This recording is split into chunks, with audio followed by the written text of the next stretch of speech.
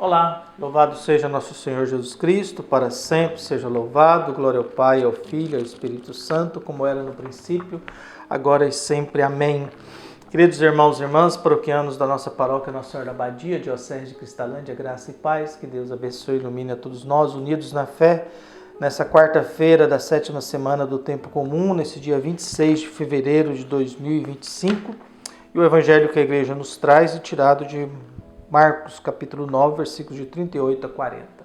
O Senhor esteja convosco, Ele está no meio de nós. Proclamação do Evangelho de Jesus Cristo, segundo Marcos.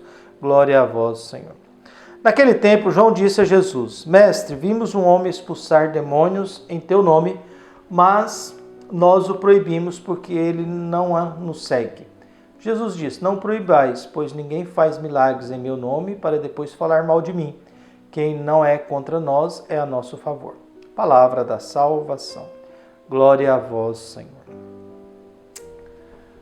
Caros irmãos e irmãs, esse pequeno trecho do Evangelho de hoje vai iluminando a cada um de nós para talvez é importante a gente compreender que para o povo do Antigo Testamento, Deus era o Deus de um povo, era o Deus de Israel. Quem não nascesse judeu, não fosse ligado ao povo de Israel, não pertencia a Deus. Deus não dava atenção para os pagãos.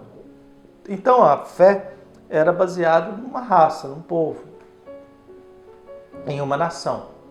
E aí com Jesus na primeira fase da vida, ele pensava isso também. Pessoal, não, vamos primeiro as ovelhas perdidas de Israel. Viu?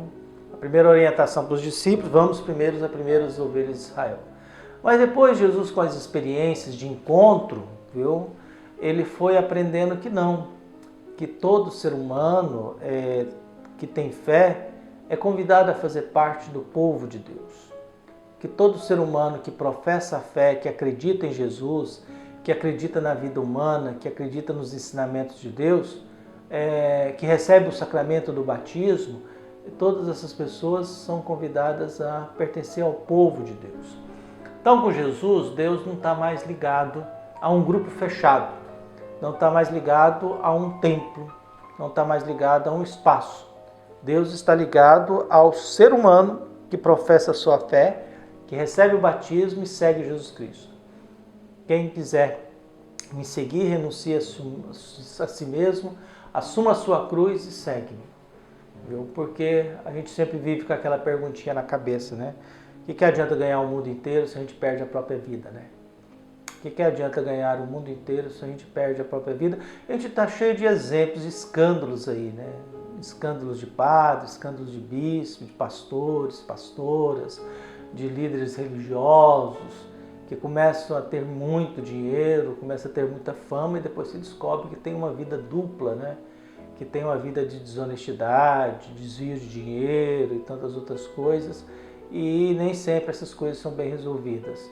Nem sempre essas coisas são encaminhadas. Por isso, no Evangelho de hoje, o dado é, olha, tem um rapaz expulsando demônio em seu nome, mas ele não faz parte do nosso grupo. E Jesus diz, não proíba, porque se ele está fazendo algo em meu nome, ele está em comunhão com a gente. Ele não é do nosso grupo fechado. Ele não é do nosso grupo dos 12. Ele não é da nossa tribo. Mas ele está fazendo aquilo que Deus quer. Ele está tirando o mal do mundo. Ele está tirando o demônio do mundo. Ele está tirando aquilo que estraga a vida do ser humano.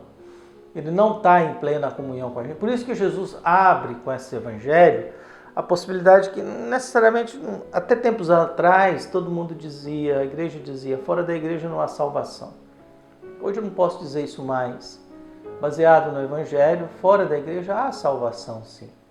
Há pessoas que não têm igreja, mas elas têm conduta humana, têm conduta moral. Tem conduta de honestidade, faz o bem, são caridosos, viu? São todas essas realidades assim que às vezes a gente pega e nem sempre a gente percebe que há muita vida fora do mundo da igreja que faz muito bem, há muita caridade aí.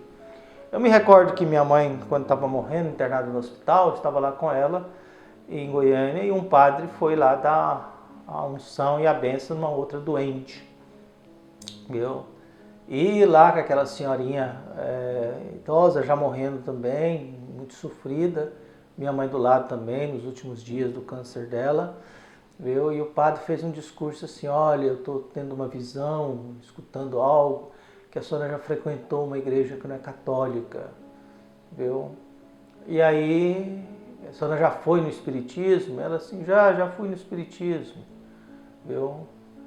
E aí aquela conversa lá e aquela opressão e aquele discurso de condenação, por isso que eu estou sofrendo, por isso que a senhora está aí padecendo, a senhora abandonou a igreja e foi para outra religião, viu?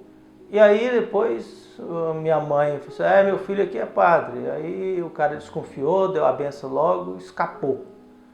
Viu? E a filha da mulher furiosa, né? Como é que fala isso com minha mãe? Minha mãe está morrendo e esse padre vem aqui acusá-la. Viu? E aí eu perguntei, o que a senhora faz lá no espiritismo? Eu ia lá cozinhar sopa para eles levar para os moradores de rua à noite. Não é que eu ia rezar com eles não, padre. Eu só ia lá cozinhar, fazer uma sopa lá para eles poder eles ir distribuir para os moradores de rua à noite em Goiânia. Então a gente vive num mundo que às vezes a gente se pergunta diante dessas coisas, como é que alguém é capaz de fazer isso? Como é que alguém é capaz de simplesmente condenar o outro, porque o outro resolveu colocar sua capacidade de cozinhar à disposição de outro grupo de religião, que não é católico, que vai fazer algo que a gente não faz. Eu nunca saí à noite para distribuir sopa.